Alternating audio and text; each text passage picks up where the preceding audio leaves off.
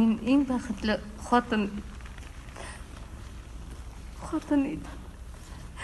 Сен мені еркеледің, яраттың, ғұрурландың,